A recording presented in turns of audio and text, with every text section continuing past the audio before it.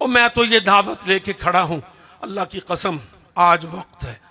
کوئی حنفی، حنبلی، شافعی، مالکی، وہابی، سلفی تقسیم نہیں ہے۔ قسم اللہ کی میں سفر کرتا ہوں، میرا ڈرائیور پیٹرول پمپ پہ گاڑی روکتا ہے، میں اپنے لڑکوں سے کہتا ہوں چپ چاپ وضو کر کے امام کے پیچھے کھڑے ہو جاؤ، نہیں پوچھنا یہ حنفی ہے کہ سلفی ہے کہ سنی ہے، یہ مسلمان ہے، رب رحمان کی عبادت میں کھڑا، جاؤ اس کے پیچھے صف بنا کے کھڑے ہو جاؤ،